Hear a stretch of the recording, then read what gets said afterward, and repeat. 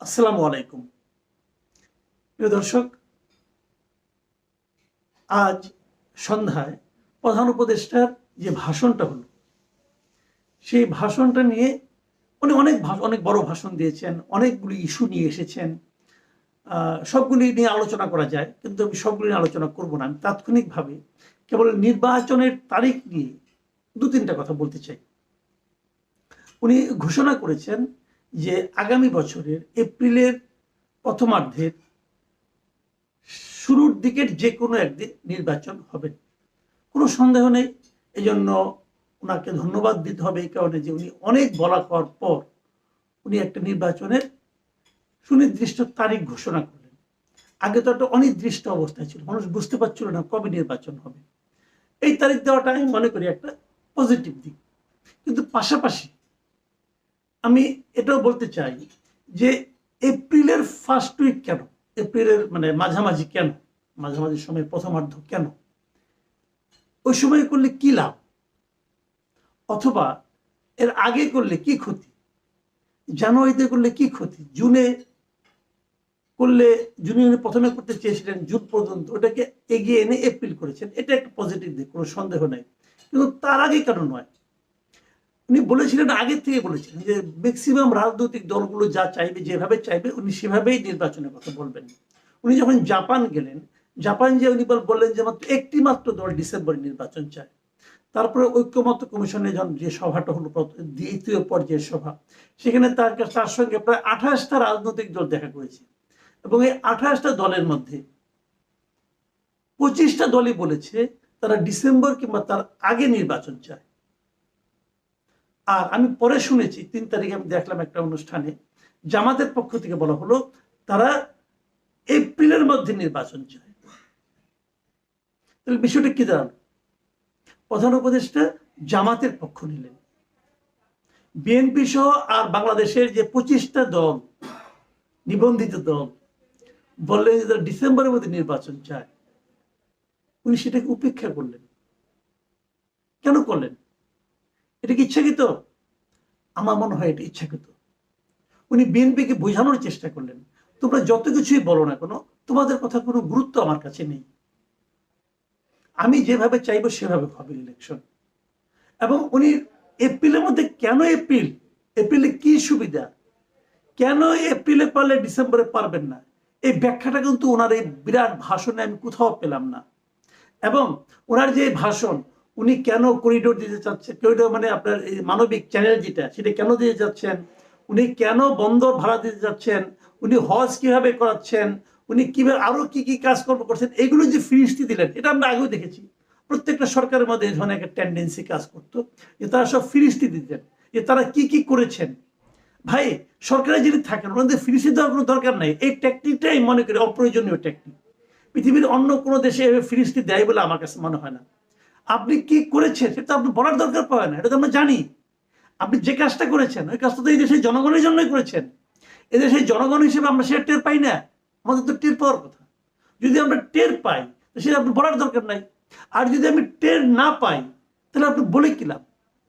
But উনি সে আগের পদ্ধতিতে কিন্তু ভাষণটা দিলেন, উনি কি কি করেছেন, কি করলে কি হবে, কি হতে পারে, এগুলো সব বললেন। কিন্তু এগুলো ওনার মূল কাজ ছিল না। আসলে ওনার মূল কাজ হলো নির্বাচন। উনি তার সঙ্গে যুক্ত করেছেন বিচার এবং সংস্কার। সংস্কার উনি কখনোই শেষ করতে পারবেন না, এটা কখনো সম্ভব না। কারণ সংস্কারগুলি কি হবে, এগুলি সংস্কার প্রস্তাবনা আকারে থাকবে। উনি এটা বাস্তবায়ন কিভাবে করবেন, কোন আইনে বাস্তবায়ন করবেন? উনি বাস্তবায়ন করলেন, পরবর্তী সরকার এসে মানলো না, সংস্কার হলো? এই দেশের মানুষ সংস্কার পেল না তো। পরবর্তীতে যারা ক্ষমতায় আসতে পারে বলে এখন পর্যন্ত সাধারণ মানুষ ভাবছে, তাদের কথা তো উনি রাখেন নাই। এখন এই যে আপনি বিএনপির কথা রাখলেন না, তাহলে যদি বিএনপি ক্ষমতায় আসে, তো বিএনপি কি আপনার করে যাওয়া কাজগুলিকে অনার করবে? যদি না করে আপনি কি করতে পারবেন তখন? কাজে কিন্তু মাঝখান থেকে কি হলো, এই কাজগুলো করতে যে আপনি আমাদের মতো সাধারণ মানুষ যারা আছে ওদের প্রত্যাশার মৃত্যু ঘটালেন, আমাদের দুর্ভোগের মধ্যে ফেলে দিলেন। কাজে এতে লাভটা কি? আমার কি যেন মনে হয় যে এটা হলো কি, ম্যাক্সিমাম রাজনৈতিক দল, ম্যাক্সিমাম সাধারণ মানুষ, তাদের যে প্রত্যাশা, সেই প্রত্যাশাকে উনি ইগনোর করলেন। অবহেলা করলেন এবং অবহেলা করে উনি বুঝালেন যে তোমরা সবাই যা চাও সেটা হবে না, আমি একা যা চাই তাই হবে। উনি নিজেকে সংখ্যাগরিষ্ঠ জনগণের, সংখ্যাগরিষ্ঠ রাজনৈতিক দলের প্রতিপক্ষ হিসেবে দাঁড় করালেন। কেন? আমি মাঝে মাঝে চিন্তা করি, ওনার তো বয়স হয়েছে না, পৃথিবী থেকেও যাওয়ার সময় হয়ে গেছে, উনি তো অনন্তকাল বাঁচবেন না, পৃথিবীর কেউ অনন্তকাল বাঁচে না, এটা আল্লাহর দুনিয়ার নিয়ম না। উনি যখন চলে যাবেন, উনি কি নিয়ে যাবেন? অথচ ওনার সুযোগ ছিল, কিন্তু ওনার সুযোগ ছিল। উনি এমনিতে সম্মানিত ব্যক্তি, নোবেল পেয়েছেন, অনেক সম্মানিত, যেভাবে পেয়েছেন তো অনেক সম্মানিত ব্যক্তি। এখন উনি কিন্তু সমস্ত রাজনৈতিক দলের মাথার মণি হয়ে থাকতে পারতেন, এদেশের মানুষের মাথার মণি হয়ে থাকতে পারতেন, মানুষটাকে মাথায় করে রাখত, যদি উনি জনমতকে সম্মান দেখাতেন। এবং জনমতকে সম্মান দেখানোর সর্বশেষ সুযোগটাও উনি আজকে নষ্ট করলেন।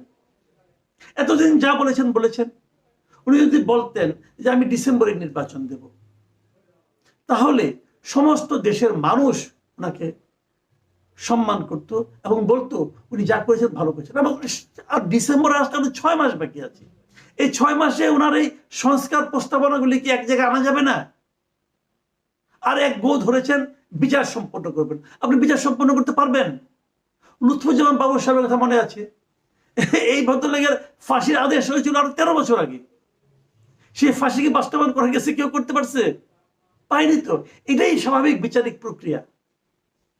বিচারে তো তাড়াতাড়ি হবে না, বিচার তো দেরি হবে। তাহলে উনি এই 7 মাসে 8 মাসের মধ্যে কি বিচার করবেন? সেই এরকম যে তৈরি ঘুরে করে বিচার করতে চান, সেটা কি আন্তর্জাতিক অঙ্গনে গ্রহণযোগ্য হবে?